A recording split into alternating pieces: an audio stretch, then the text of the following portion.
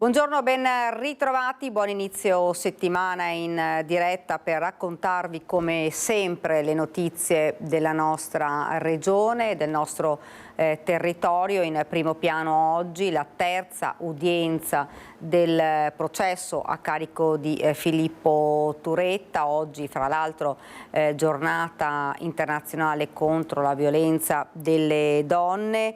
In aula Filippo Turetta, mentre assente il papà di Giulia, Gino Cecchettin, ma ripercorriamo l'inizio di questo processo.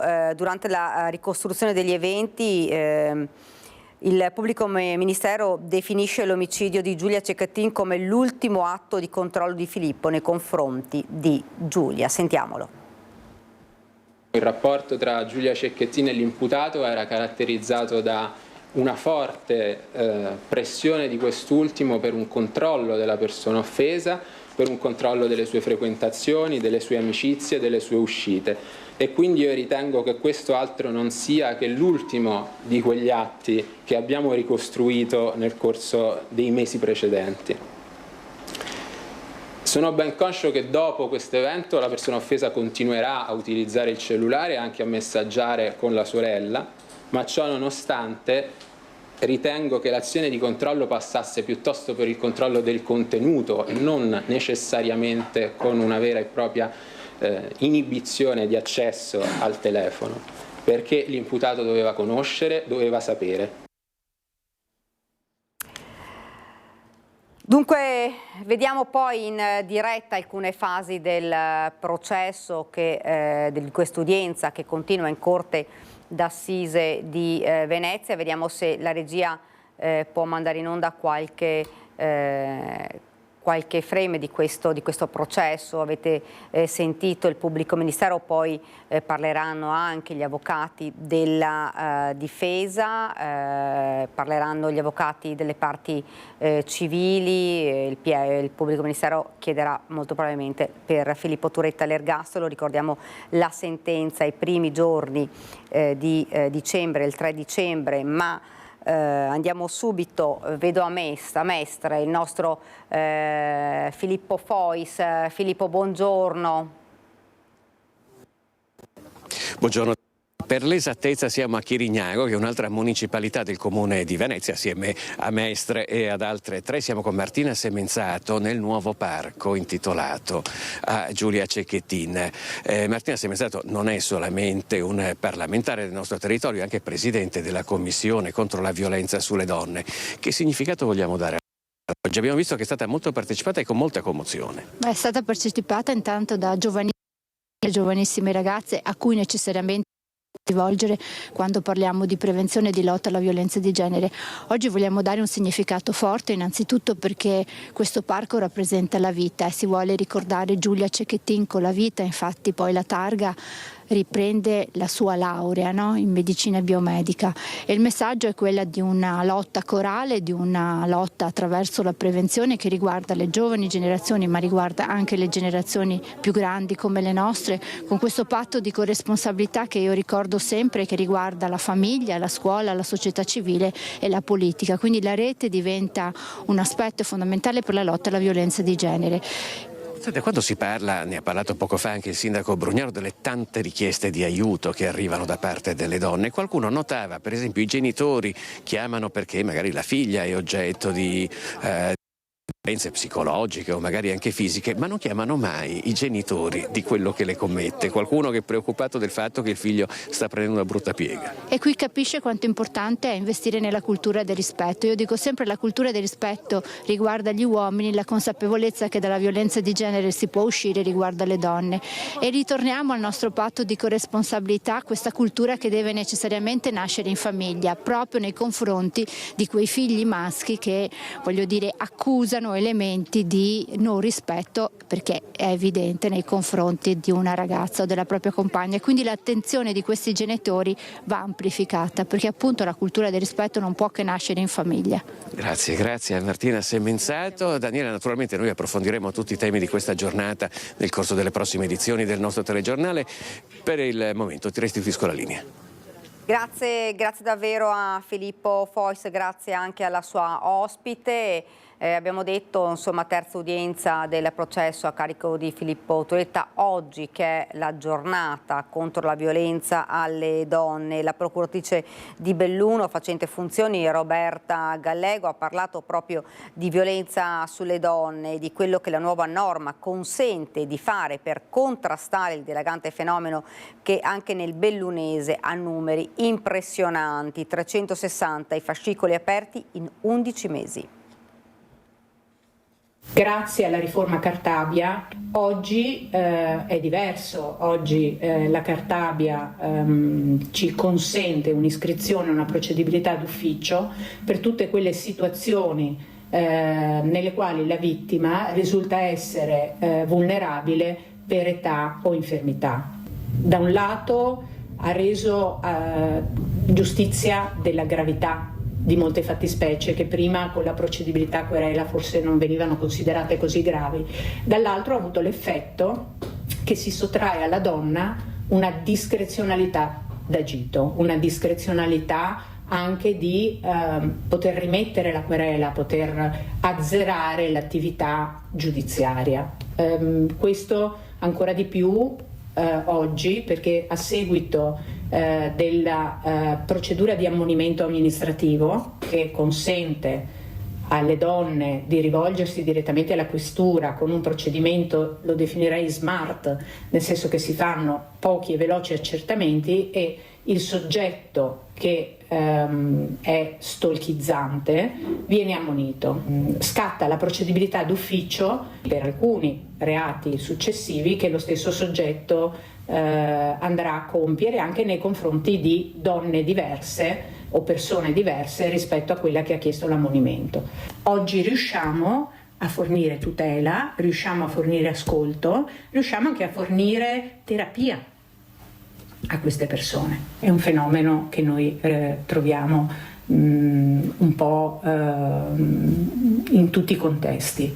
Quello che li accomuna veramente è questo senso di potere possesso sulla propria compagna, che sia partner, moglie, donna, fidanzata, sorella, madre, un senso di possesso e di ipercontrollo che si afferma costruendo una relazione tossica, costruendo una relazione di dipendenza, di insicurezza, di frantumazione dell'identità femminile, che diventa a quel punto assolutamente vassalla.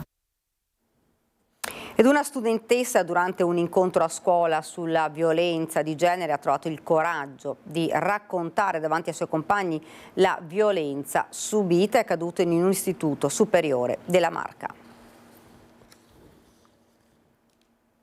Alla fine della conferenza una ragazza ha avuto il coraggio di parlare della violenza che ha ricevuto. Claudia Vedelago, vicepresidente del gruppo panificatori di Confcommercio, racconta ancora con l'emozione nella voce quanto accaduto qualche giorno fa in una scuola professionale della Marca, dove la sua associazione, insieme alla dottoressa Katia Morellato, referente per la violenza di genere per l'ULSS 2, aveva organizzato una conferenza di formazione contro gli abusi sulle donne. All'improvviso, nel corso degli interventi, una studentessa si è alzata lasciando l'aula. Una sua professoressa l'ha seguita per capire cosa stesse accadendo. La ragazza a quel punto le ha raccontato l'incubo vissuto. La docente le ha chiesto allora se la sentisse di condividerlo con gli altri suoi compagni. La ragazza si è alzata in piedi una volta superato il trauma e ha raccontato la sua esperienza. Non ha raccontato nei dettagli, però ha detto: sono stata vittima di violenza e porto a voi la mia esperienza per poter aiutare anche altre persone che magari non hanno il coraggio di parlare. È stata una violenza fisica dove la ragazza diceva che nessuno intorno a lei ha agito per darle una mano. Quindi questa cosa è triste, perché diceva non solo i ragazzi ma anche gli adulti non mi hanno aiutato. Dalla studentessa una grande prova di coraggio. Io in quel momento mi sono sentita morire, dovessi essere stata al suo posto, cioè ha fatto un grandissimo atto di coraggio. Un episodio che mette ancora più in evidenza come sia fondamentale la sensibilizzazione sul fenomeno nelle scuole. Formare i ragazzi a non essere violenti e a sapere quali sono i mezzi a disposizione per contrastare la violenza è importantissimo. Ed andiamo ora in tribunale a Treviso, dove c'è stata un'udienza e per noi l'ha seguita il nostro Lucio Zanato, che lo vedo proprio collegato proprio davanti al tribunale di Treviso. Sentiamo di che cosa si tratta. Sì, buongiorno, ho chiesto la linea dal Tribunale di Treviso perché oggi c'è stato un processo che rischia di diventare un caso nazionale, ovvero vengono messi in dubbio gli etilometri. Vengono messi in dubbio su una causa di un incidente, un tamponamento e una guida in stato di ebbrezza. Allora intanto qui abbiamo il collegio della difesa dell'imputato, che è un trevigiano. Avvocato Capraro, nella sua ringa difensiva ha messo in dubbio, diciamo così, la laicità, insomma, degli etilometri.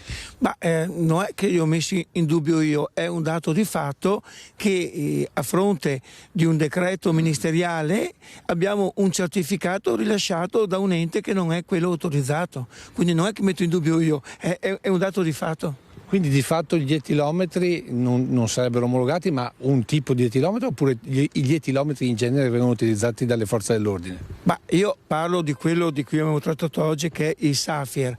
Ho qualche dubbio anche sugli altri, però io mi astengo al momento da dire, dico solo di questi sono rilasciati da un ente che non è autorizzato. Sarebbe come un bidello rilasciasse un certificato di maturità ad uno studente quando non può farlo. Ecco, è questione di competenze. Poi lei si è avvalso, per quanto riguarda questa ringa difensiva, del consulente Giorgio Marcon. Ormai lo conosciamo perché sua è la battaglia anche per gli autovelox.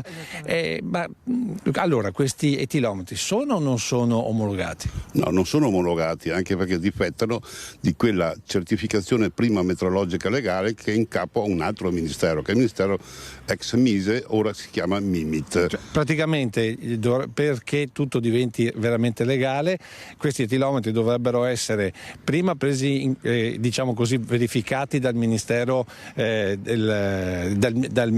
Mise, il Ministero dello Sviluppo Economico, e poi successivamente invece dal Ministero dei Trasporti. Sì, è proprio così, anche perché tutto quello che fa parte al di fuori delle transazioni bancarie praticamente deve essere certificato da Mise per avere una prova legale, perché questa è una prova legale in cui andiamo ad assumere in un processo. Ecco, ma adesso chi ha firmato l'omologazione per cui queste attrezzature vengono utilizzate dalle forze dell'ordine? Ma chi ha firmato questa omologazione è il dirigente del CRSPAD, che è un mero dirigente di personale che non ha nemmeno titolazione di firmare determinate documentazioni, perché quella è una determina dirigenziale, nemmeno spacciata per certificato di omologazione.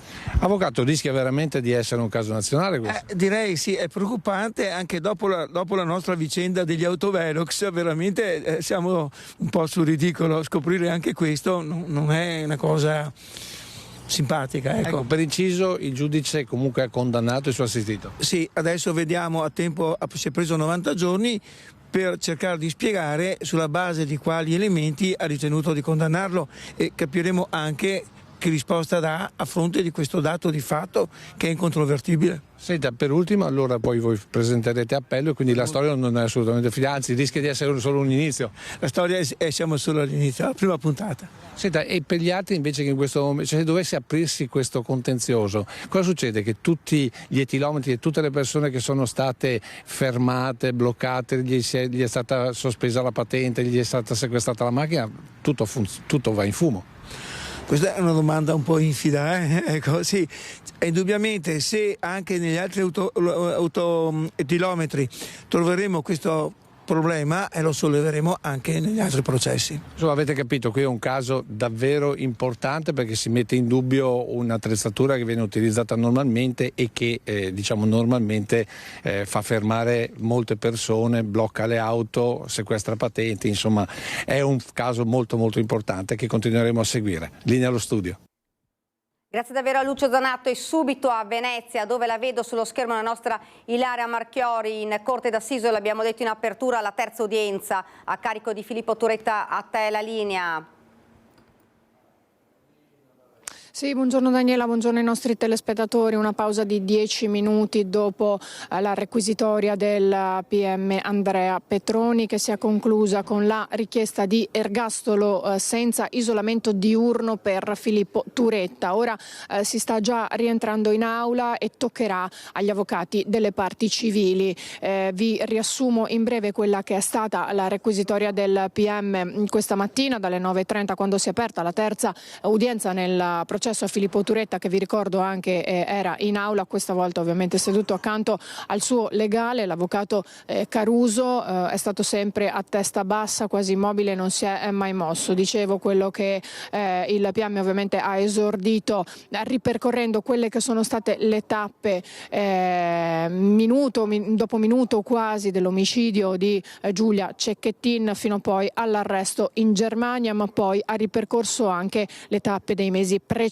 della relazione tra i due ragazzi, tra Giulia Cecchettin e l'imputato Filippo Turetta, di come da subito fosse evidente la sua ossessione nei confronti della vittima e di come poi l'abbia stalkerizzata, tra cui una delle accuse che lo vedono imputato per il suo omicidio poi nei mesi seguenti. Prima di concludere, il PM Petroni ha voluto evidenziare quelle che sono le aggravanti proprio per dare più enfasi a quella che è stata la sua requisitoria, e ha parlato ovviamente della premeditazione partendo da quella che è stata la lista stilata da Turetta il 7 novembre, tra l'altro arrivata dopo una giornata di discussione estenuante con Giulia Cecchettin tramite messaggi, e poi l'acquisto dello scotch, il prelievo del denaro contante e poi le provviste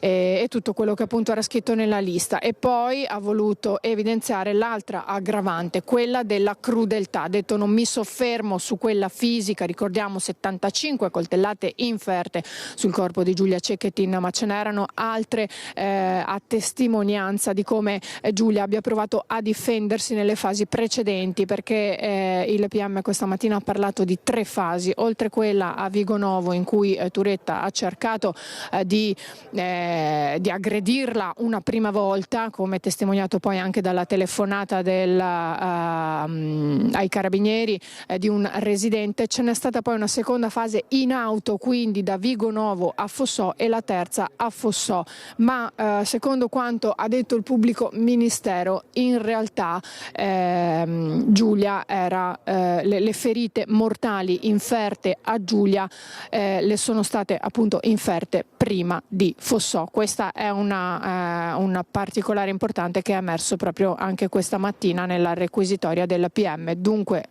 concludo ricordandovi ancora qual è la richiesta dell'accusa per Filippo Turetta: ergastolo senza senza la condizionale diurna. Qui da Venezia è tutto, restituisco la linea allo studio. Grazie davvero a Ilaria Marchioli, grazie, sta seguendo questo processo. Noi poi fra qualche minuto ci collegheremo in diretta con la Corte d'Assisi di Venezia per seguire una piccola parte delle requisitorie che probabilmente faranno gli avvocati delle parti civili. Prima però rimaniamo a Venezia e andiamo in realtà a Mestre, perché un 50enne appena dimesso ha creato il panico al pronto soccorso dell'ospedale dell'Angelo. 2 infermieri hanno messo in salvo gli altri pazienti, e tra loro anche una donna in travaglio.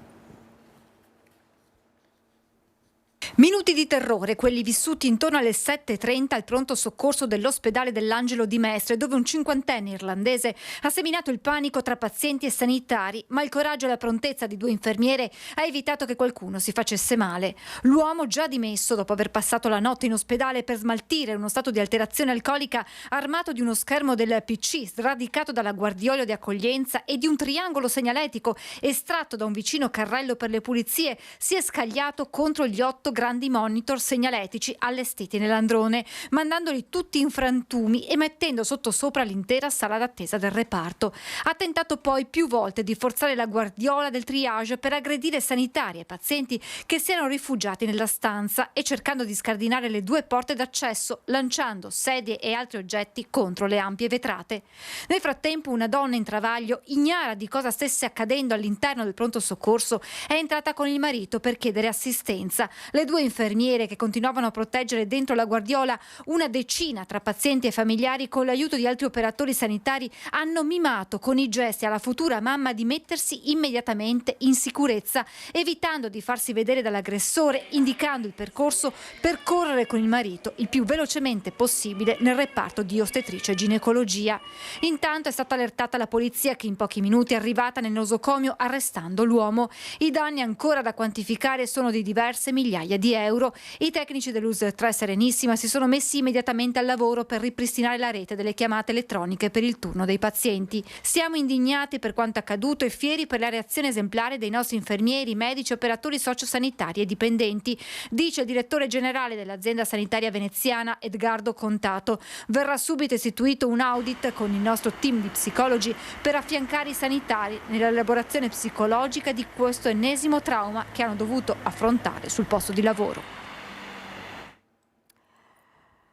E andiamo a Belluno per tornare a parlare ancora di violenza alle donne. Il suo outing fatto nei giorni scorsi dai banchi del Consiglio regionale aveva fatto scalpore, tanto da diventare un caso nazionale e sorprendere probabilmente la diretta interessata oggi nella giornata internazionale per l'eliminazione della violenza contro le donne, istituita dall'Assemblea Generale delle Nazioni Unite nel 1999.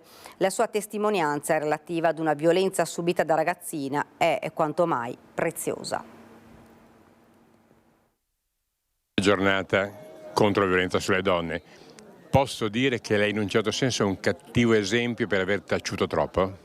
Beh, forse sì, ma forse erano anche altri tempi. Credo che le donne adesso in questo momento possano essere più consapevoli di quello che gli accade, ma soprattutto abbiano molta più voce rispetto a com'era 35-40 anni fa. E quindi auspico anche che da parte loro ci sia uno sforzo per riuscire ad aprirsi magari con le persone che gli stanno più vicine, perché questa, lo dico anche in maniera personale, è anche quasi una liberazione. Quanto è difficile avere il coraggio di dirlo? Tantissimo, anche se poi con gli anni uno riacquista il sorriso, ha una vita normale, e questo deve essere anche un messaggio forte da dare. La vita poi riprende e può dare anche delle grandissime soddisfazioni, però il momento è difficile.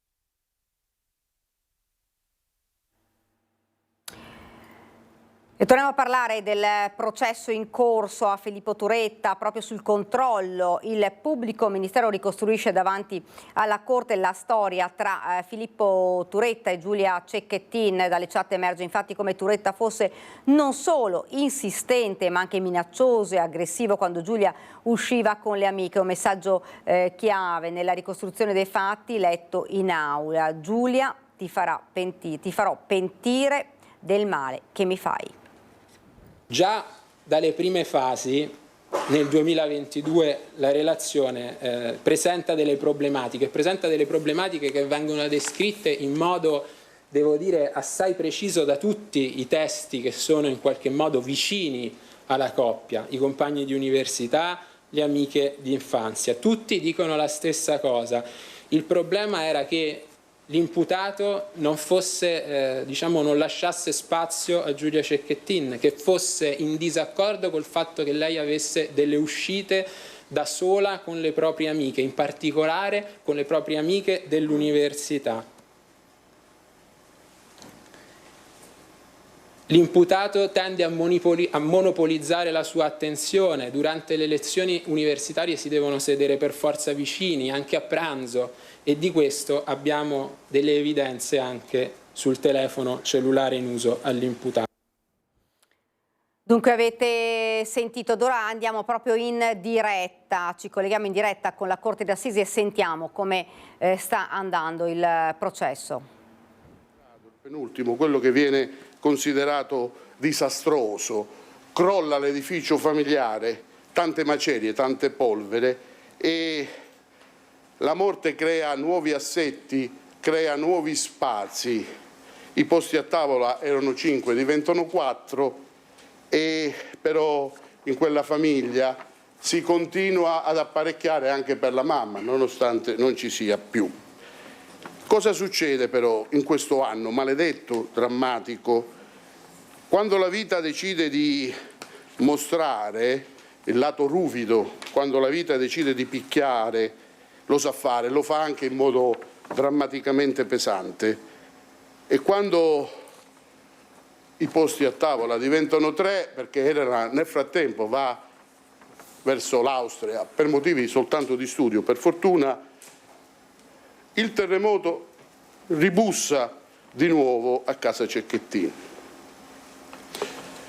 12° grado della scala Mercalli, indicato come catastrofico, quello che distrugge. Da famiglia felice, la famiglia Cecchettin si ritrova senza colpa, ad essere una famiglia di persone offese. Quanto è labile e quanto veramente imprevedibile la vita. Loro l'avrebbero evitato questo ruolo, signor Presidente, non ci tenevano sicuramente ad essere una famiglia. Dunque avete sentito, come vi avevo anticipato, stanno iniziando gli avvocati di parte civile e avete sentito insomma, il dolore ovviamente della famiglia, del fratello, della sorella, dei familiari di Giulia Cecchettin, e quell'anno drammatico, come l'ha definito l'avvocato. Ed ora invece parliamo di caccia ai furbetti. Ci spostiamo però a Vicenza, sempre con la cronaca. Per chi abbandona i rifiuti, la polizia locale con il sindaco e l'assessore all'ambiente hanno presentato i dati dell'ultima operazione contro i trasgressori. Ce ne parla il nostro Daniele Garbini insieme ad Andrea Benetti. Daniele, buongiorno, la linea a te. Sì, grazie Daniela, buongiorno a te, buongiorno ai telespettatori. Confermo, siamo all'interno del comando della Polizia Locale Vicenza, con me l'assessore Salla Baldinato. Buongiorno, buongiorno. Proprio tra qualche minuto inizia la conferenza stampa, siamo riusciti ad anticipare i dati. Il Comune di Vicenza è una delle lotte al degrado che ha intrapreso da tempo, e proprio questa forma anche di impegno personale anche della Giunta, che è contro il degrado di questo conferimento irregolare di questi furbetti, sta intensificando i controlli dall'inizio dell'anno, e periodicamente, soprattutto in questo periodo, si sono intensificati anche mettendo in campo risorse. Un dato tra tutti: negli ultimi 2 mesi 30 casi di violazione. È così, assessore? Sì, abbiamo una specie di task force, potremmo definirla così, perché è un fenomeno, quello dell'abbandono dei rifiuti, veramente odioso. Sporca la nostra città, la rende meno bella e ovviamente pesa sulle tasche dei cittadini onesti che correttamente conferiscono i rifiuti. Quindi insieme alla polizia locale non solo abbiamo alzato le sanzioni per quelli che appunto abbandonano i rifiuti, ma anche messo in campo una squadra di agenti in borghese che si occupano appunto di intercettare quanti in modo errato conferiscono rifiuti abbandonandoli in varie parti della città. Abbiamo anche capito che state per installare anche nuove telecamere nelle isole ecologiche. Venite anche dalla Domenica Ecologica, un'impegnata. Come è andata? La Domenica Ecologica è andata molto bene, fra l'altro Plastic Free è sempre uno dei nostri partner ricorrenti. Abbiamo fatto la raccolta dei rifiuti in giro nel quartiere di San Pio X, e quindi grazie all'impegno dei cittadini che ci aiutano anche in questo, le attività sono andate molto bene, una rivitalizzazione del quartiere che ci dà sempre grande energia e grande forza, perché puntiamo sui quartieri. Riguardo invece alle telecamere di videosorveglianza, ne installeremo 6 entro il 31 di dicembre di quest'anno, grazie anche al finanziamento al 50% della Regione del Veneto, per la quale abbiamo partecipato a un bando. Sono soprattutto che tipo di rifiuti? Quelli grandi, i frigoriferi, oppure proprio in mancato l'attenzione anche banalmente della suddivisione tra l'umido e il secco? C'è un po' di tutto in realtà, perché passiamo dagli ingombranti abbandonati a lato delle isole ecologiche a sacconi giganteschi di rifiuto indifferenziato, che quindi poi pesa sia per la raccolta ma anche per la qualità della raccolta differenziata. Un rifiuto non indifferenziato pesa sia a livello di inquinamento ambientale sia a livello di costi. Intanto le auguriamo buon lavoro. Grazie anche a voi. Daniela, allora per il momento da Vicenza è tutto. Grazie davvero, grazie all'assessore, grazie anche a Daniele Garbin. Noi ci fermiamo, qualche istante di pubblicità, poi torniamo nuovamente in studio con tanta cronaca.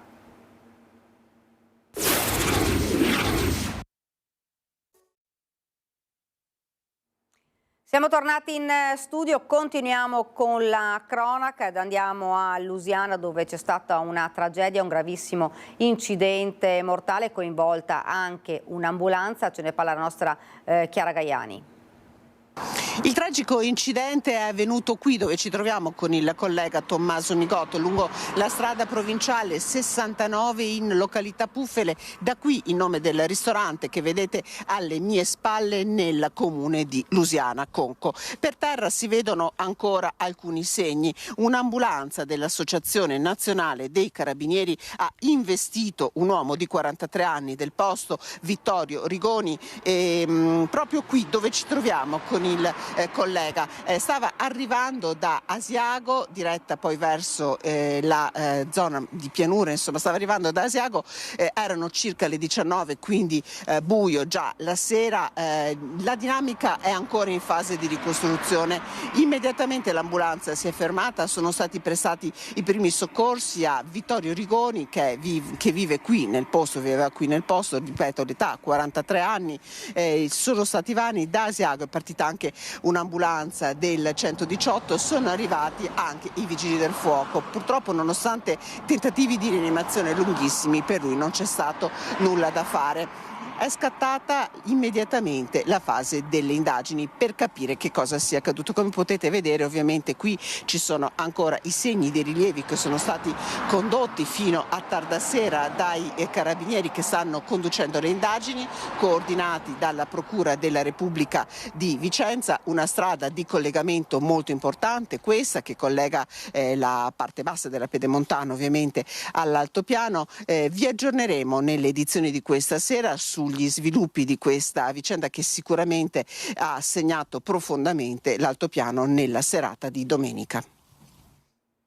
E purtroppo dobbiamo parlarvi di un altro incidente mortale, questa volta nella Marca. È accaduto l'altra sera tra Quinto e Zero Branco. A perdere la vita un 62enne in sella al proprio scooter finito fuori strada mentre tornava a casa dopo un pomeriggio passato a lanciarsi con il paracadute. Aveva dedicato il sabato alla sua passione, il lancio col paracadute, e ha perso la vita dentro a questo fossato tra Quinto e Zero Branco. Giuseppe Pizziolo, 62 anni, stava tornando verso casa in sella al suo scooter quando, poco dopo le 9 di sera, lungo via Zecchina, poco prima della storica villa, ha perso il controllo del mezzo e prima avrebbe toccato questo palo dell'illuminazione per poi finire la corsa dentro all'acqua. Nel forte impatto il casco è rotolato via per una decina di metri, mentre Pizziolo è stato ritrovato dai primi soccorritori con la testa nell'acqua, sollevando qualche dubbio se il 62enne sia morto nell'impatto o per annegamento. Giuseppe Pizziolo viveva con la famiglia a Scandolare in via Schiavon, lascia la moglie Michela, infermiera, e i 2 figli, Davide e Liliana. Il 62enne gestiva con i fratelli un'azienda di grafica molto nota nel territorio. La famiglia è molto conosciuta, in più aveva 2 figli, una delle quali tra l'altro ha la stessa età di mia figlia più grande, quindi insomma è una persona che viveva il paese un po' come tutti gli altri, ecco. Siete però inspiegabile questa uscita. Adesso appunto le forze dell'ordine stanno ancora valutando per cercare di capire qual è stata la causa, che sicuramente ha lasciato un grande vuoto nella famiglia, nella moglie Michela, ma anche in tutta la nostra comunità, e c'è comunque la voglia e la volontà di capire cosa sia successo. La famiglia infatti non crede al malore, proprio perché Giuseppe Pizziolo si sottoponeva spesso ai controlli medici per potersi lanciare col paracadute. In più, in questo tratto di via Zecchina i veicoli tendono ad accelerare e per i parenti il 62enne potrebbe essere rimasto abbagliato dai fari di un'auto proveniente dalla corsia opposta. È una strada secondaria che però è molto molto trafficata, nel senso che viene utilizzata spesso come bypass rispetto all'Annualese, perché appunto c'è un volume di traffico inferiore. Certo che lì appunto sarà da capire le dinamiche e poi da lì forse capiremo un po' meglio cosa è successo. Al momento non è stata ancora fissata la data dei funerali, che potrebbero essere officiati dal vescovo di Vittorio Veneto Corrado Pizziolo, cugino del 62enne deceduto.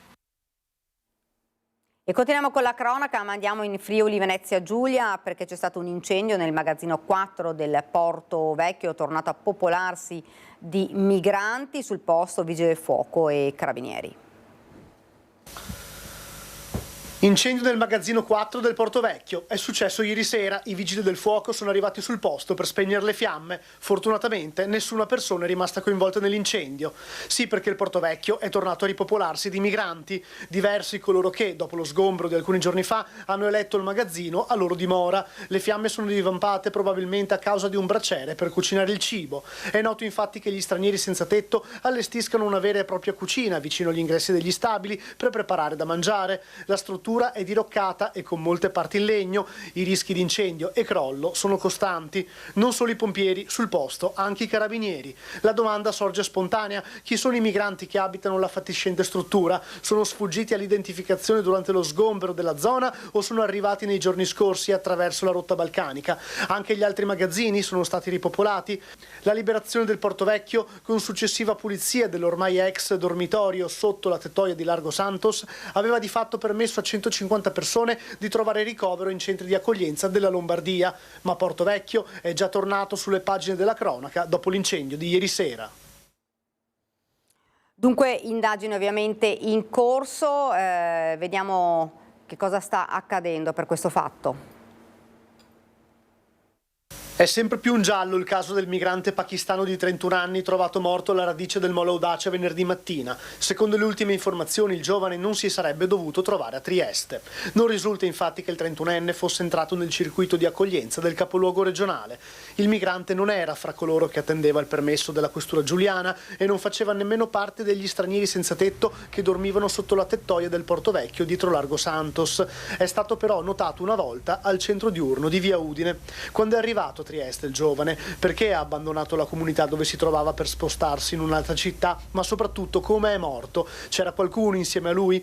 Le risposte a queste domande possono arrivare dalle immagini di videosorveglianza acquisite dalla squadra mobile. L'area di ricerca va da Portovecchio a Piazza Unità. Per ora l'ipotesi più accreditata rimane quella di un malore o una caduta accidentale in acqua con successivo annegamento. A un primo esame medico sul corpo non erano stati rilevati evidenti segni di violenza. In realtà però tutte le piste rimangono aperte, non è escluso che già domani venga disposta l'autopsia sul cadavere. Ed ora parliamo invece dei controlli della Polizia di Stato. Alle frontiere con Austria e Slovenia in pochi giorni sono state arrestate 5 persone. Proseguono i controlli della Polizia di Stato alle frontiere con l'Austria e Slovenia. Nel giro di pochi giorni sono state arrestate 5 persone di nazionalità straniera, resesi responsabili di favoreggiamento all'immigrazione clandestina. L'attività degli ultimi giorni si inserisce nell'ambito dei servizi di contrasto all'immigrazione clandestina, potenziati anche a seguito del ripristino dei controlli alla frontiera con la Slovenia in occasione della sospensione del Trattato di Schengen, che negli ultimi 6 mesi ha portato all'arresto di 24 persone, 61 indagate in stato di libertà, nonché a diversi sequestri di sostanza stupefacente e armi e oggetti atti ad offendere. Nel dettaglio, il 18 settembre, nei pressi di Ugovizza, gli agenti hanno controllato un'autovettura proveniente dall'Austria, alla guida della quale si trovava un kazako, arrestato per favoreggiamento dell'ingresso illegale in Italia di un cittadino di nazionalità turca. Il 20 novembre, invece, il personale del settore della Polterra di Tarvisio ha arrestato 3 cinesi, in quanto, sempre alla barriera di Ugovizza, sono stati fermati in ingresso del territorio nazionale con a bordo altri 8 connazionali privi di documenti di identificazione e di conseguenza non in regola per l'ingresso nel nostro paese. Ed ora apriamo la pagina politica, lo facciamo con il sondaggio. Dalla deriva di destra ai temi etici, dalla questione settentrionale fino al futuro candidato del centrodestra alle regionali, le due anime della Lega, Salviniani e Zajanni, mai così distanti e mai toni così duri, soprattutto dopo l'ultimo Consiglio federale, tanto da sembrare vicini ad un clamoroso strappo. Dunque noi vi chiediamo, lo vedete in sovraimpressione, la Lega al bivio, Zajanni e Salviniani si divideranno? Se per voi è così rispondete sì, lo vedete in verde, 0422 1626 691, se invece volete rispondere di no in rosso, 0422 1626 690. L'esito di questo sondaggio nel corso della nostra trasmissione in prima serata Ring, e potete ovviamente già iniziare a votare proprio ora. E dunque continuiamo con la politica, l'avete sentito, continua il dibattito dentro e fuori la Lega per le prossime regionali, discussioni interne confermate anche dal segretario provinciale Dimitri Coin, che spera ancora su un terzo mandato riappacificatore e teme soprattutto l'astensionismo alle urne. Confidiamo ancora che ci sia la possibilità di un ulteriore mandato al Presidente, nel senso che vengano tolti i limiti dei mandati, perché questo vorrebbe dire che i cittadini non sono maturi per poter decidere, quando in realtà lo dimostrano in tutte le elezioni, anche non andando a votare tante volte. Una soluzione per due, ovvero quella che metterebbe d'accordo le due anime leghiste venete, quella che segue il segretario Salvini e quella del governatore Zaia, che dal canto suo è sicuro che i veneti confermeranno il consenso al Carroccio indipendentemente dal candidato. Questa è una ragione solida e saprà, i cittadini hanno ben chiaro, diciamo, qual è stato anche il grande lavoro che abbiamo fatto noi in tutti questi anni. Dopodiché io non perdo un secondo per la di ste robe, nel senso che non è che perdo sonni, vado a riunioni, niente, continuo a governare, a amministrare, perché i veneti si meritano un governatore a tempo pieno fino all'ultimo istante e non uno che perde tempo a parlare di politica. Politica che invece parla e come del prossimo presidente del Veneto, in un gioco delle parti e di rinnovo dei governi regionali, Lombardia in testa. E l'idea che la Lega scambi il Pirellone con Palazzo Balbi ha fatto insorgere l'ala zaiana e non solo, vista la presa di posizione di Mario Conte, sindaco di Treviso, presidente ANCI Veneto e stando in discrezioni con Alberto Stefani, seconda punta del Carroccio per le regionali, non si sa ancora se del 2025 o addirittura del 2026. Tempi lunghi quindi, dove tutto, almeno secondo il segretario provinciale di Treviso, deve ancora accadere, a partire dall'indifferenza degli elettori. Manca un anno al voto e da qui all'autunno prossimo o alla primavera del 2026 sicuramente di tensioni ne vedremo parecchie, e comunque anche di trattative anche con gli altri partiti, perché comunque Fratelli d'Italia penserà di poter dire la sua, Forza Italia, lo ha detto anche il ministro Tajani ieri, vorrà dire assolutamente la sua. Il Veneto è la Lega, è stato la Lega, è la Lega tuttora, quindi la nostra la diremo sicuramente, però il dato vero è l'astensionismo, perché i cittadini hanno delle problematiche da risolvere e una politica litigiosa allontana i cittadini dalla politica e infastidisce. Parliamo anche di autonomia, perché si è parlato di questo sabato al Palazzo dei 300, un dialogo tra il presidente del Veneto Luca Zaia e il ministro di Giustizia Carlo Nordio, che ha pubblicamente affermato di aver partecipato al voto referendario di 7 anni fa. Sono stato eletto nelle file di un partito che ha come simbolo il tricolore, si chiama Fratelli d'Italia, e ho come dire, posso dirlo chiaramente, ho votato e voterei di nuovo quando c'è stato il referendum per l'autonomia. Quindi o sono schizofrenico io, oppure c'è qualcuno che su queste concezioni ha barato e sta barando. Questa è la posizione del ministro della Giustizia Carlo Nordio sull'autonomia differenziata, la legge Calderoli e la sentenza della Corte Costituzionale. Un tema diventato un libro e una serata al Palazzo di 300 con Luca Zaia, presidente della regione, motore del referendum che nel 2017 ha iniziato un percorso reso possibile dalla riforma costituzionale voluta dall'allora Presidente del Consiglio e segretario dei Democratici di Sinistra Massimo D'Alema. Una legge che la Suprema Corte ha confermato, bloccando di fatto il referendum innescato dalle regioni contrarie all'autonomia, ma contemporaneamente annunciando una serie di correttivi da approvare in sede parlamentare. Una sentenza salomonica che per molti esponenti politici ha evitato estremismi potenzialmente pericolosi, come è accaduto negli anni 50 col tritolo sui tralicci per smuovere il percorso autonomistico dell'Alto Adige. Un pronunciamento importante per il Ministro della Giustizia, anche se allungherà di molto i tempi per l'attuazione. Secondo me l'autonomia arriverà dopo un iter parlamentare che è posto dalla sentenza della Corte Costituzionale, ma finché non leggiamo le motivazioni della sentenza possiamo soltanto dire che l'autonomia come concetto è stata salvata dalla sentenza della Corte perché l'ha dichiarata legittima, ma le dimensioni di questa legittimità nel momento in cui viene tradotta in normazione primaria, cioè in leggi dello Stato, è devoluta al Parlamento e quindi i tempi non li conosciamo. Ed ora torniamo invece a Padova con la cronaca, controlli della polizia nei luoghi della Movida, 4 gli arrestati per rapina, 3 studenti per un tentato furto in un bar. Una rapina a 3 giovani e nella stessa notte un tentato furto ad un bar cercando di spaccare la vetrina con un tombino.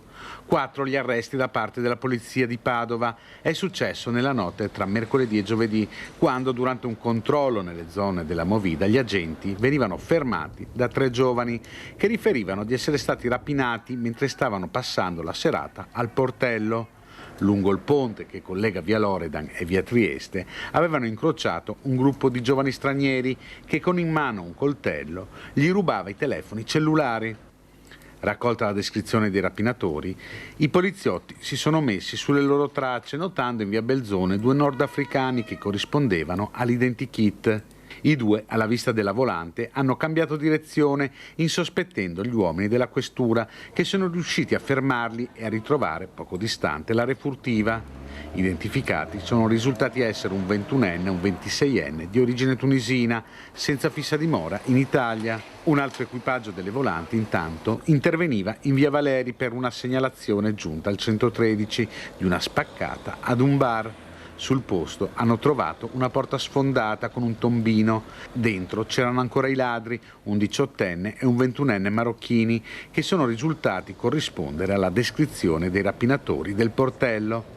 Anche loro sono stati arrestati e, come gli altri 2 complici, sono stati portati al carcere di Padova. E la questione sicurezza a Padova diventa terreno fertile per lo scontro politico con il botta e risposta tra il leghista Andrea Ostellari e la democratica Rachele Scarpa.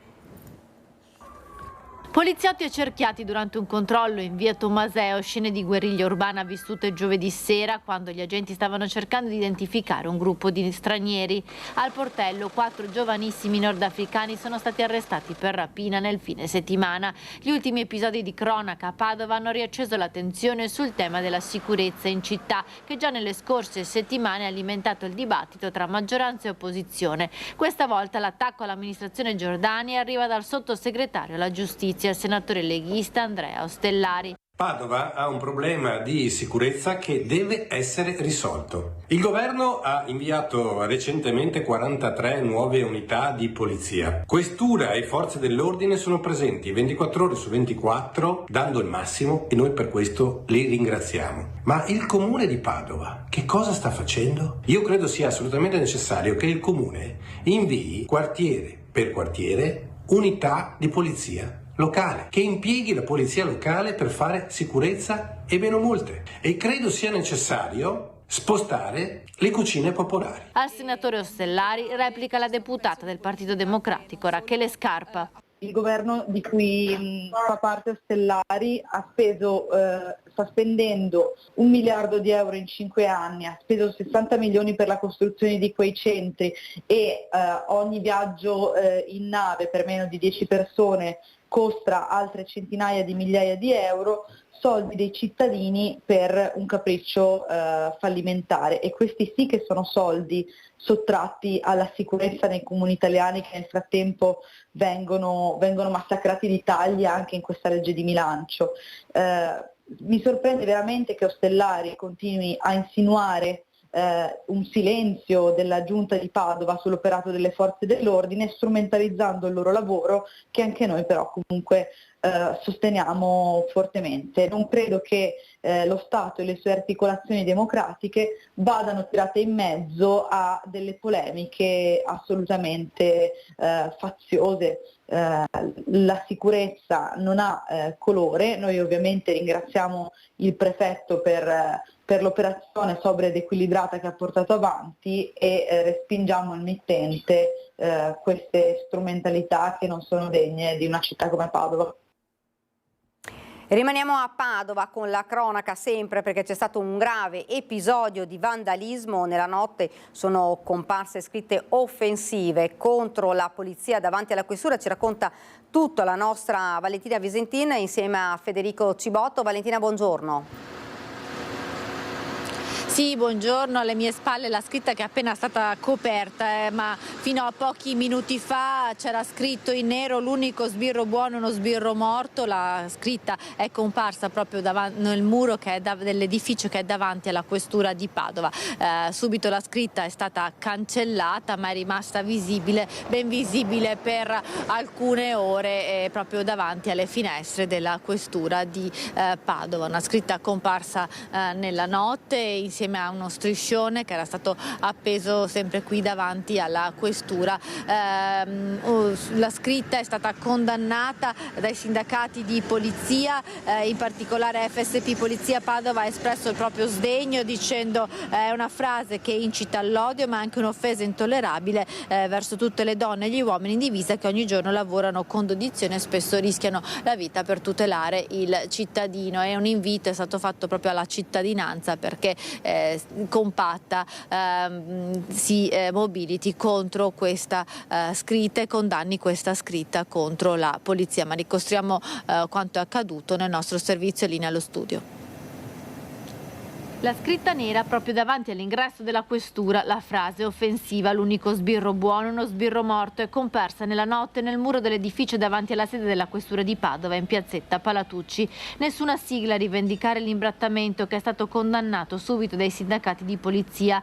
Sdegno è stato espresso dalla FSP Polizia. Questa frase non è solo un incitamento all'odio, ma un'offesa intollerabile a tutte le donne e agli uomini in divisa che ogni giorno lavorano con dedizione, spesso a rischio della propria vita per garantire la sicurezza e la legalità nel nostro paese, ha scritto in una nota il sindacato, che auspica che i responsabili vengano individuati e chiede alla cittadinanza di schierarsi apertamente contro questo vile atto di istigazione alla violenza. Nella notte, sempre in piazzetta Palatucci, proprio davanti alla questura, è comparsa un'altra scritta in occasione del 25 novembre. Il collettivo transfemminista Squirt ha appeso uno striscione con scritto "mi proteggono le mie sorelle, non la polizia". Ed ora torniamo a Venezia, la Corte d'Assise, vediamo come sta andando il processo. Stava parlando prima il giudice, vediamo come si sta evolvendo adesso questa udienza. I giudici popolari, solo ai signori giudici popolari, che è vero che all'imputato è consentito di poter fare ciò e non è assolutamente preteso dall'imputato un contributo all'accertamento dei fatti, però le sezioni unite della Cassazione, insomma, sono una decina di giudici di grande esperienza che hanno scritto che cosa? Che però c'è la lealtà processuale, e quindi i comportamenti obliqui, i comportamenti fuorvianti da parte dell'imputato devono essere valutati. Io vi chiedo di valutare perché si è sottoposto volontariamente e consapevolmente sia all'interrogatorio che all'esame e sinceramente non ha convinto il pubblico ministero, ma non ha convinto nessuno. Non ha convinto nessuno perché è facile trincerarsi dietro i flashback, dietro il non ricordo. È infarcito il percorso dell'interrogatorio e dell'esame di Filippo Turetta di queste titubanze, ma purtroppo sono delle titubanze, signor Presidente, che cadono e scivolano sempre e comunque su momenti che sono cruciali per la verità. Ebbene, è anche vero che la verità processuale può andare da sola. Quante verità monche hanno portato comunque poi a poter comminare pene anche importanti, non è questo. Ci saremmo aspettati, proprio per questo atto di resipiscenza, di ravvedimento, e questo atto che è l'esame, che era stato preceduto da un interrogatorio, che finalmente, anche non solo per rispetto nei vostri confronti, ma soprattutto e anche nei rispetti della famiglia, l'accertamento della verità. Quella maledetta giornata, signor Presidente, dell'11 novembre, i protagonisti sono sempre loro due. Quindi loro sono alla Nave de Vero, loro sono a Vigonovo, loro sono a Fossò e quant'altro. Giulia non c'è più, non la può raccontare. Ci saremmo aspettati da Filippo che ci dicesse cosa è successo durante il viaggio, perché è successo, non l'ha fatto. È suo diritto non farlo, ma è nostro diritto sottolineare a voi, che non vi sarà ovviamente sfuggito, ma per onorare il mio ruolo lo devo fare, che lui, l'imputato, ha infarcito le sue dichiarazioni di mezze verità, di prospettazioni inverosimili e di retromarce.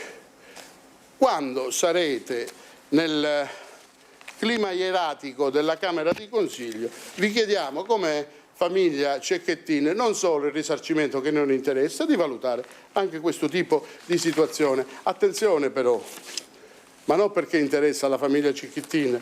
Signor Presidente, quando lei leggerà il dispositivo della sentenza, noi non andremo a festeggiare, non c'è nessun ristorante prenotato per andare a brindare l'ergastolo i 30 anni, 5 anni, perché in questa guerra c'è una vittoria di Pirro e non ci sono soltanto loro come soggetti centrali, c'è una famiglia che sarà condannata definitivamente. Quindi è un problema della società. La vostra pena deve non solo guardare poi alla possibilità di rieducare Filippo Turetta, ma la pena è anche difesa sociale, la pena è anche dissuasione. Non lo dico io, ma lo dicono, il professor Caruso lo sa meglio di me, menti eccelse come Grammatica, come Niceforo e quant'altro. È anche difesa sociale, è anche difesa sociale. Non è un problema più di... Dunque avete sentito l'avvocato parte civile, parole pesanti, dice non può Filippo Turetta, si è trincerato con tanti non mi ricordo, dietro tanti non mi ricordo insomma, dice ha omesso il perché è accaduto quello che è accaduto quella maledetta giornata, ha spiegato che cosa ha fatto ma non ha spiegato il perché in realtà lo ha fatto.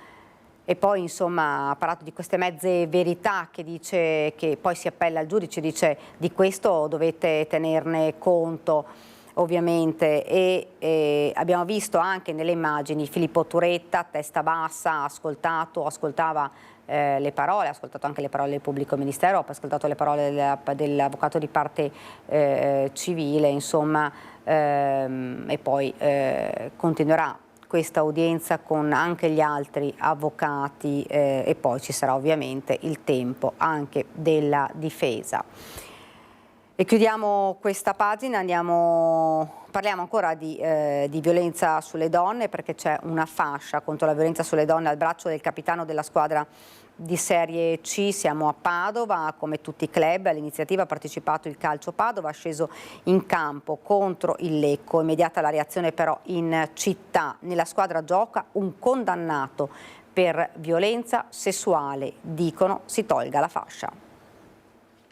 Ci ha veramente indignato questa notizia e sebbene sia un'iniziativa della Serie C pensiamo che comunque non sia opportuno che una squadra dove c'è un condannato seppur in primo grado per violenza sessuale porti questo messaggio, soprattutto perché non ha mai mostrato il Calcio Padova vicinanza alle ragazze che hanno denunciato la violenza e ha continuato ad andare avanti come se nulla fosse. Si riaccende la polemica nata all'indomani della condanna per violenza sessuale nei confronti di una donna all'epoca 14enne dell'attaccante bianco scudato Michael Liguori. Condanna in primo grado, ha sempre ribadito il Calcio Padova, con il giocatore regolarmente schierato in campo. Come Liguori anche Carmine Cretella, centrocampista, rinviato a giudizio per fatti accaduti nel 2020. Non ci sta Mariangela Zanni, che ogni giorno assiste le donne vittime di violenza, che al Calcio Padova ricorda. Pur appunto rimanendo nella sua volontà di garantire la possibilità al calciatore di continuare a giocare, ma poteva esprimere appunto solidarietà alle vittime, poteva fare diversi passi per far vedere che condanna tutte le forme di violenza, anche appunto stigmatizzando quello che è il comportamento di uno dei suoi calciatori. Noi pensiamo che sicuramente la presunzione di innocenza sia un diritto costituzionale, però non si può essere contro la violenza sulle donne a targhe alterne, bisogna esserlo sempre. Ora ci fermiamo qualche istante di pubblicità, poi torniamo in studio con ospiti, parleremo ancora di violenza di violenza alle donne e parleremo anche di furti, l'abbiamo visto, ne parliamo davvero ogni giorno nei nostri telegiornali, raid ovunque nella Marca ma non solo, in tutta la regione. Pubblicità.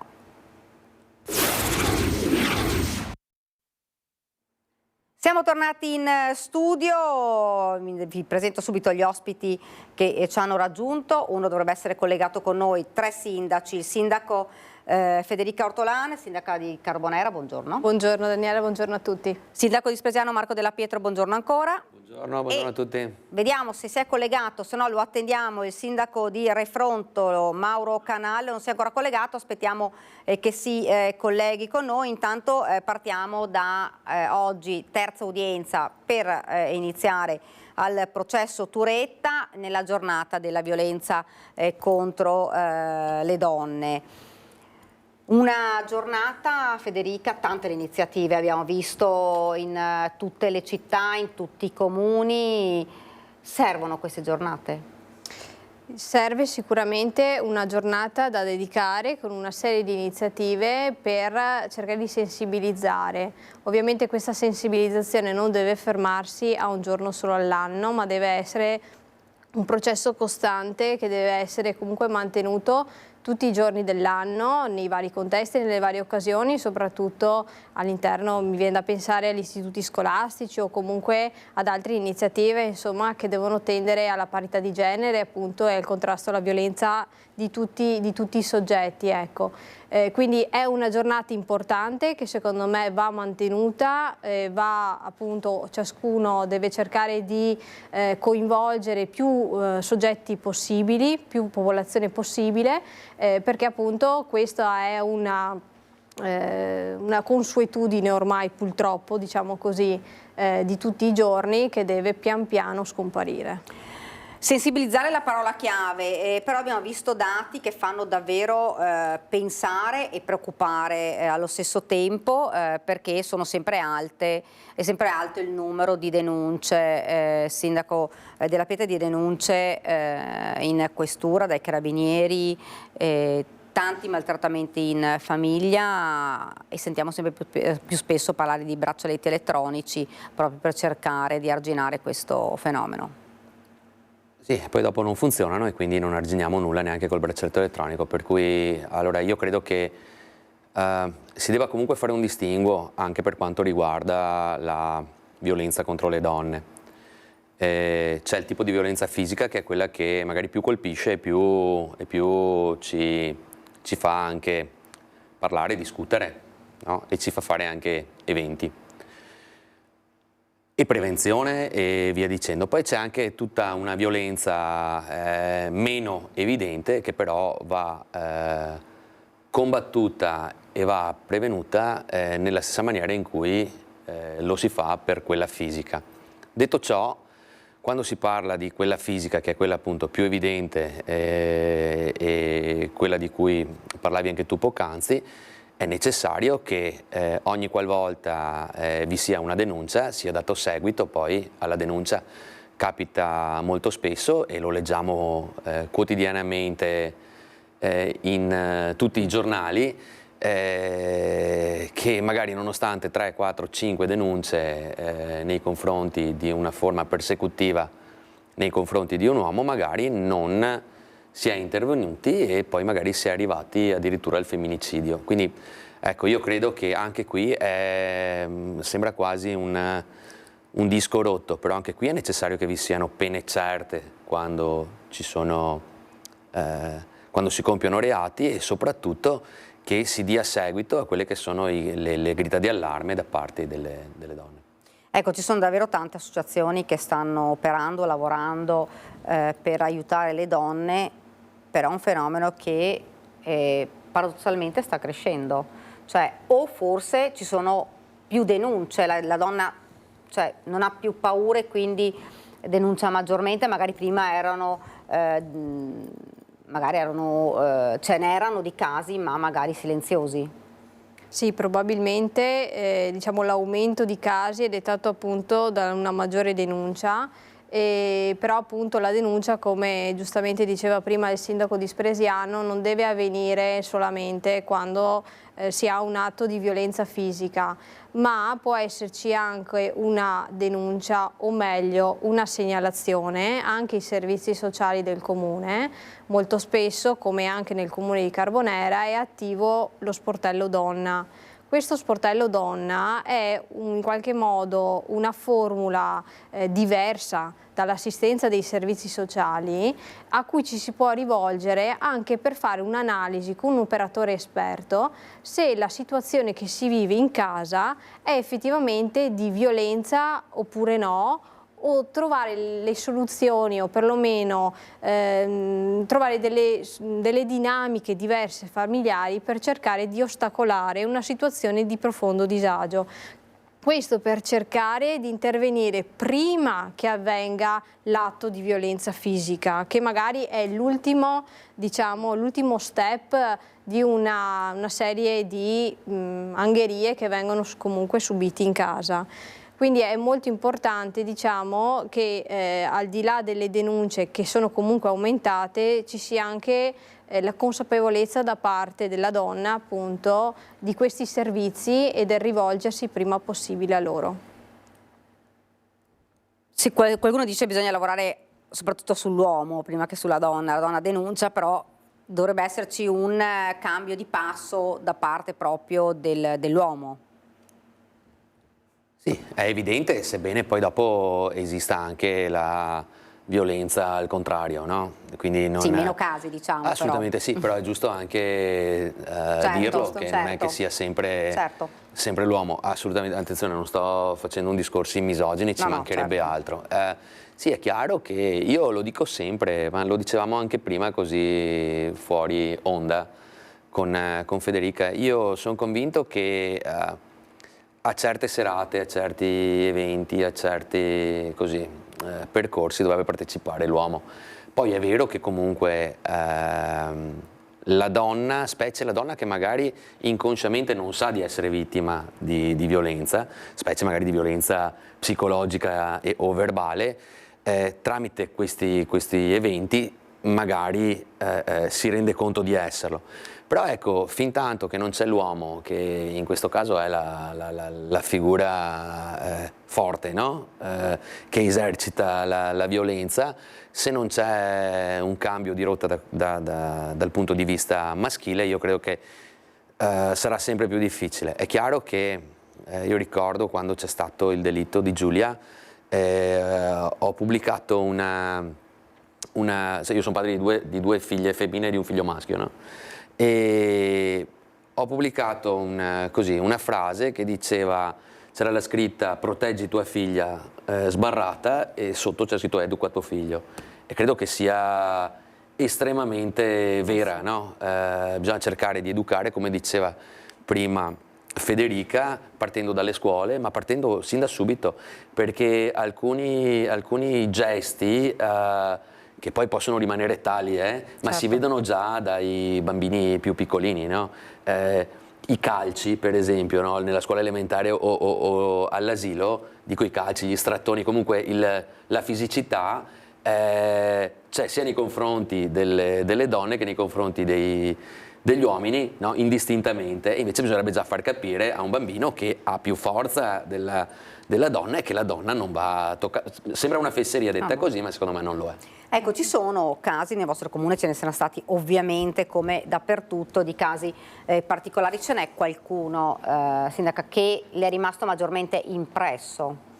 Allora, diciamo che rimangono ovviamente più impressi quei casi in cui mi viene da pensare che erano dei casi in cui sono mamma,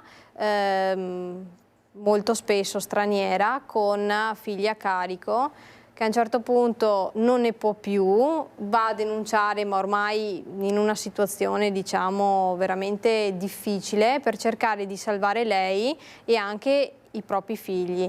Molto spesso, nei casi che abbiamo avuto, poi parallelamente nei confronti del marito partono denunce sia dalla moglie, ma anche addirittura denunce terze, quindi erano proprio dei soggetti violenti, ecco.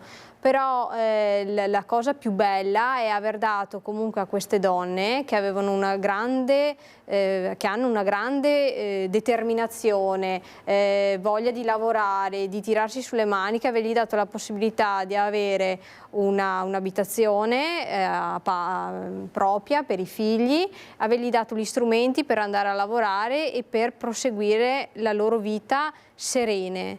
E questi sono due casi che mi vengono in mente del nostro comune che ci hanno dato estrema soddisfazione, come anche altri casi che ho visto appunto l'efficacia un po' dello sportello donna, in cui c'erano delle situazioni di contrasto, sono stati fatti allontanare la moglie e i figli per un periodo, quindi si è in qualche modo fatto capire al compagno, al marito che la situazione non andava bene e dopo sono anche ritornati in casa, ma però avendo messo un punto fermo, cioè avendo fatto evidenziare la situazione anche alle forze dell'ordine, perché ovviamente la denuncia c'è stata, ecco, ma poi in qualche modo si è ricreato un nuovo equilibrio familiare. Che non è poco. Che non è poco, e appunto sono questi gli esempi che secondo me dovrebbero essere un po' di una spinta, diciamo, a tutte coloro che vivono delle situazioni di disagio. Non per forza la famiglia deve disgregarsi, deve andare tutto quanto a rotoli, però basta che ci sia la consapevolezza da entrambi le parti che le cose così non possono andare avanti, che bisogna riformulare un attimo l'atteggiamento, ricostruire l'atteggiamento familiare. Un caso che le è rimasto particolarmente a cuore, Sindaco? Io sinceramente i casi che mi sono rimasti più a cuore non sono quelli che si sono conclusi positivamente, ma quelli che invece sono ripiombati nella stessa identica situazione, perché la donna non ha fatto il passo ulteriore, nonostante fossimo tutti pronti a. E quindi io ho un caso che mi è rimasto impresso, in cui abbiamo allontanato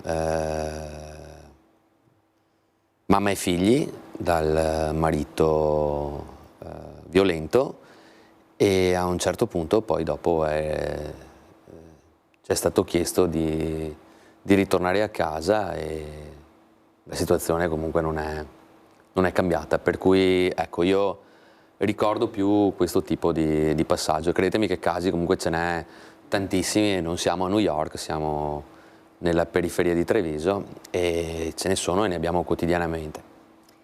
Purtroppo l'appello rimane sempre quello alle donne di farsi avanti, di denunciare, se fattibile, come diceva la sindaca Ortolan, se fattibile si può ricostruire qualcosa, ma se no, come diceva invece il sindaco di Spresiano, l'importante è salvarsi comunque, perché poi purtroppo l'abbiamo visto e non vogliamo ripeterlo, accadono poi fatti gravissimi come quelli di Filippo Turetta, che è un estremo, ma non è l'unico estremo, ce ne sono stati ben altri, e poi si deve celebrare un'udienza, piangere una morte, e quindi l'appello anche dell'associazione è sempre lo stesso: fatevi avanti, denunciate, comunque passi avanti se ne sono fatti e le donne vengono protette, ma anche gli uomini, come diceva giustamente il sindaco di Spresiano, ci possono essere casi capovolti, magari sicuramente meno, ma ci sono, e anche gli uomini possono essere protetti magari da donne violente. Io non so, ho visto uno Skype, non so se il sindaco si è ricollegato, ma no, probabilmente ci sono problemi tecnici, evidentemente non riesce a collegarsi, quindi noi andiamo avanti. Chiudiamo questa pagina, ne abbiamo parlato davvero tanto di violenza sulle donne in questa prima edizione, per parlare però di un altro argomento che purtroppo continua a tenere banco nei nostri telegiornali anche e sempre, ma soprattutto nei comuni. Vediamo il servizio su un'escalation di furti in tutta la Marca e poi ne parliamo.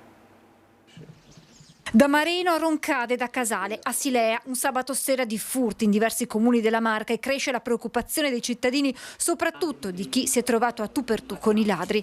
È accaduto alla figlia dei titolari della pasticceria, panetteria, snack bar di via Pellizzioli a Mareno. Sabato sera, come sempre, i genitori sono impegnati a lavorare nel locale. La figlia sale nell'appartamento che si trova sopra l'attività. Mia figlia è andata su di sopra per cambiarsi, ha aperto la porta e ha trovato due individui dentro casa. Uno era in camera e uno era in salotto. Lei subito è entrata dentro gli ha chiesto cosa facevano e si è messo ad urlare. Le grida della ragazza attirano l'attenzione della madre, che si trova anche lei faccia a faccia con i malviventi. Loro sono scesi dalle scale, io li ho visti, erano in 2, avevano il passamontagna e sono scappati dietro i campi qua da noi. Simonetta chiama immediatamente i carabinieri, ma dei ladri non c'è più traccia. I malviventi, entrati nell'appartamento, nonostante nella pasticceria ci fosse un via vai di clienti, hanno portato via alcuni contanti, ma la padrona di casa non ha ancora visto cosa sia effettivamente sparito. Sono turbata, racconta, la stanza è ancora sottosopra, non ho avuto il coraggio di entrarci. Mi sento un po' impaurita, più che altro perché alla sera chiudo e faccio le scale esternamente. Ho preso più che altro paura per mia figlia che se li ha trovati davanti. Per questa famiglia non si tratta del primo colpo subito. L'anno scorso sono venuti 2 volte, però non sono entrati in casa, hanno rovistato qua qualcosa, ma non più di tanto. Però in casa è brutto. E sempre nella giornata di sabato ladri in azione anche in un'abitazione in centro a Casale. 6 i colpi invece messi a segno tra il pomeriggio e la serata a Silea. In un'abitazione i malviventi hanno approfittato dell'assenza della proprietaria per introdursi in casa dopo aver rotto una porta e una finestra e mettere tutto a soqquadro. Un incubo senza fine. Bene, parliamo ora di furti. Ne abbiamo parlato davvero tanto nei nostri telegiornali perché purtroppo è un'escalation che non si ferma e soprattutto perché stiamo andando in un periodo in cui l'aumento è sempre annuale, cioè c'è sempre quello natalizio. Purtroppo, e la cosa che più preoccupa è che sono sempre meno spaventati, diciamo, meno preoccupati i ladri di trovare gente in casa, anzi la cosa sembra non interessare perché abbiamo visto in più casi, in più occasioni, insomma, entrano quando ci sono i proprietari senza nessun problema e insomma gente che se li trova di fronte e abbiamo visto insomma con la paura poi che possa accadere qualcosa. Sì, io non più tardi la settimana scorsa sono stato intervistato perché c'era stato un tentativo di furto, o meglio un furto che poi comunque non ha portato un gran bottino ai ladri, e l'hanno fatto in un condominio entrando da un giardino e di fronte avevamo le telecamere della videosorveglianza, proprio di fronte aveva una telecamera che puntava in direzione di questa casa, quindi effettivamente non c'è nulla che possa fungere da deterrente quando certi malintenzionati si pongono l'obiettivo di andare a derubare qualcuno. Anche qui però, io l'ho detto, poi dopo rischio di sembrare, no, proprio mi dicono che sono fascista, però sai, colpirne uno per educarne 100 a volte sarebbe anche corretto. C'è un senso di impunità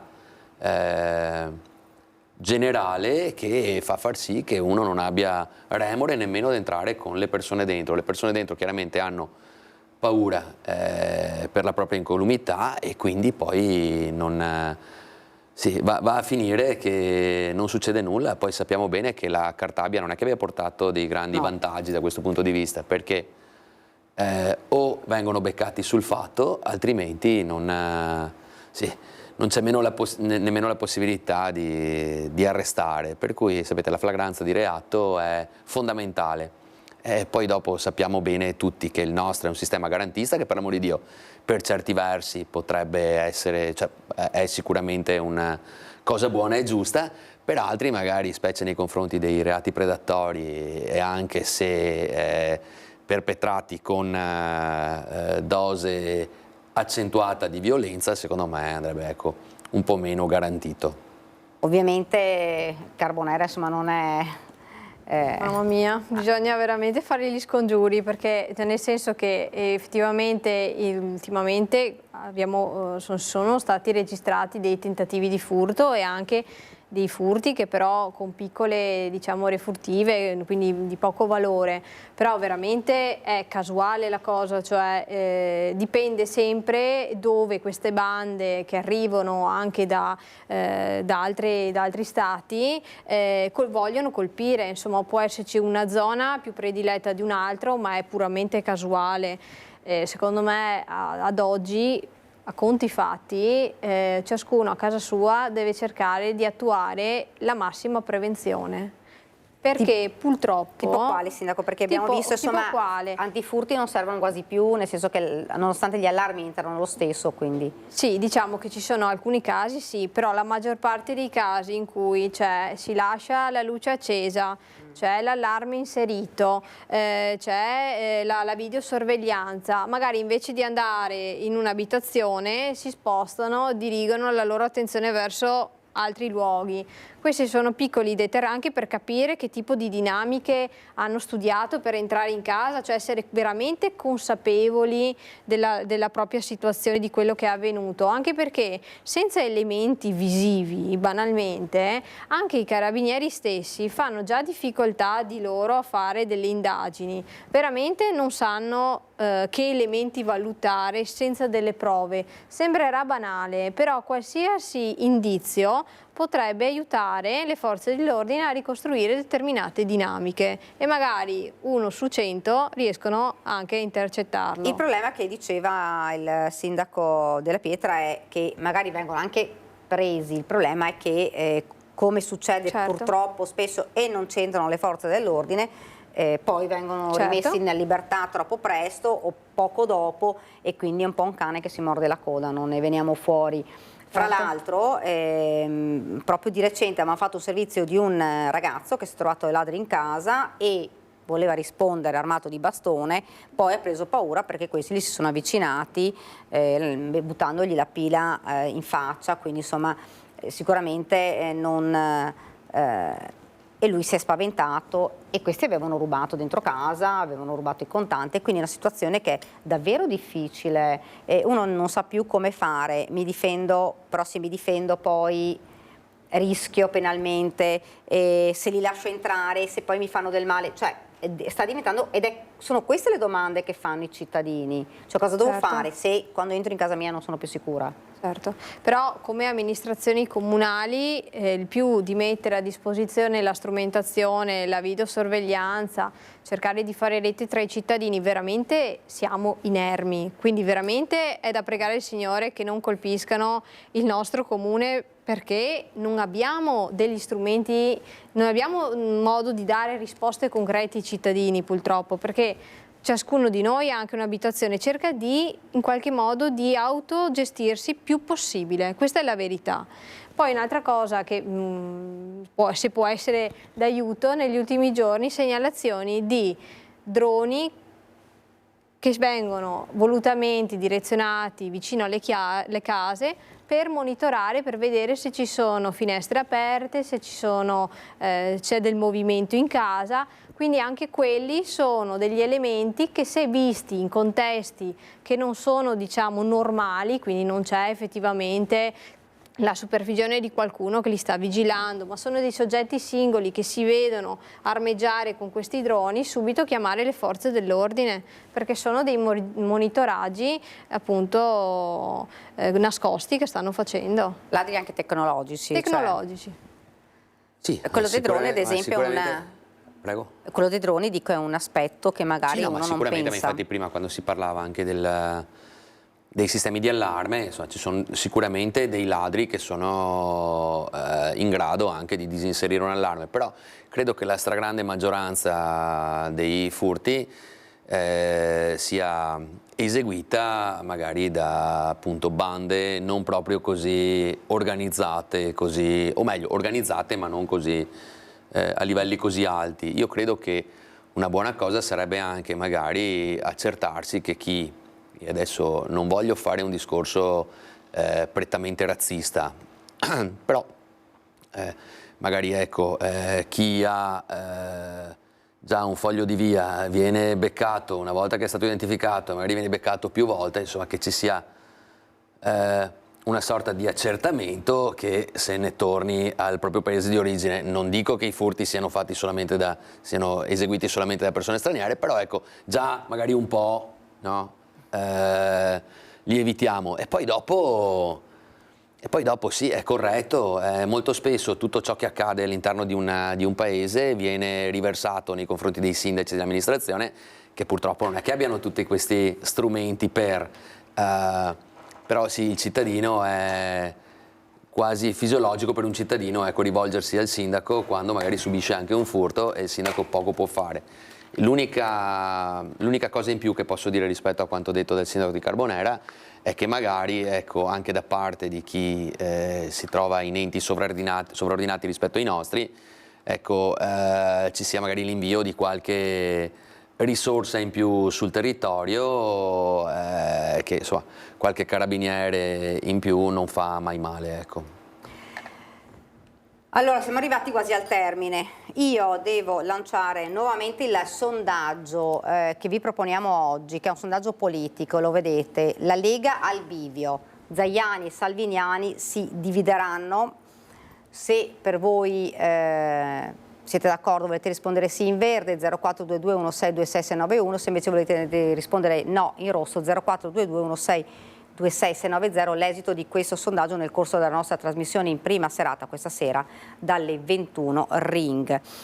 E gli ospiti di Ring di questa sera sono Giuseppe Paolin della Lega, Roberta Garbuglio Fratelli d'Italia, Stefano Pelloni Partito Democratico, Elena Ostanel Veneto che vogliamo. Nell'ultima parte di Ring ci sarà Silvia Cestaro, la consigliera regionale della lista Zaia, che ha trovato il coraggio di raccontare di aver subito una violenza quando era ragazzina. Questi dunque il sondaggio e gli ospiti di Ring di questa sera. Io sono arrivata al termine, quindi vi ricordo che poi ci sarà il meteo e subito dopo il film La donna perfetta. Io intanto ringrazio subito Federica Ortolan per essere stata con noi, la ringraziamo davvero, e Marco Della Pietra, sindaco di Spresiano, grazie davvero. Grazie, no, La donna perfetta avevo sentito che esatto, non è casuale. Film, esatto, non è casuale.